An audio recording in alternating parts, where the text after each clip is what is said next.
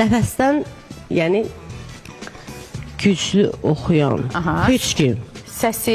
Yox, nəfəs yəni heç kəslə qiyaslanacaq səsdə, sənətdə deyil də. Yəni mən onun yanına kimi qoyum? Necə yəni? Yəni daha üstün görürsən onu? Yox, nəfəs çox zəif. Yəni zəifdən də zəifdir də. Yəni mən onu kimdən qiyaslayım? Burada sənətkarlarımız var. Amma mənim nəşimə qalın. nə bilim vallah.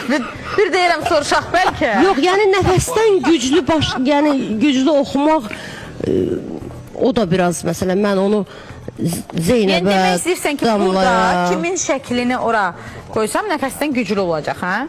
Yox, zaten bir pillə yuxarını qoymuşuq. Təbii. Amma nəfəsdə bir pillə deyil, axı 1000 pillədir. Yəni Yenə də nə bax. kimi qiyaslayır? Bax, onda burada zəif bildiyin birini seçməlisən ki, onu belə nəfəsdən, Burada nəfəsin səsindən əgər güclü Zəif görürsənsə yoxdur. o adamın səsini. zəif yoxdur, amma rəfiqə olublar, duetləri olub, bir-birlərini çox istəyiblər, bir barışıq arzulayıram onlara.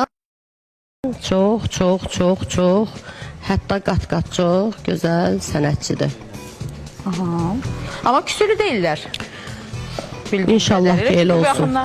Hə, belə efirlərə çıxmalar. Nəfəs təzə-təzə gələndə çox yaxşı gəldi. Mən onun xətrini çox istəyirəm. Amma son vaxtlar biraz böyüyə sayğısızlığı, biraz diqqətsizliyi, biraz sayvamazlığı, biraz nə bilim o axranalarının cəmiyyətlə, kütlə ilə Hə, bu yaxınlarda konsertdə olan görüntü xoşa gəlməyən davranışları xoşuma gəlmədi. İnsanlarda qıcıq yaratdı. Yəni vaxt var idi, biz bir salona gedirdik Nəfəs xanımla. Daha doğrusu Nəfəs ora gəlirdi. Könül xanım bəziyirdi məni. O da ora şirniyyat pişirib gətirirdi.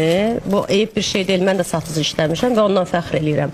Amma mən çox istəyərdim ki, Nəfəsdə keçmişdə şirniyyat pişirib satmağı ilə fəxr eləsin. İnsan keçmişini unutmaz, itirməz.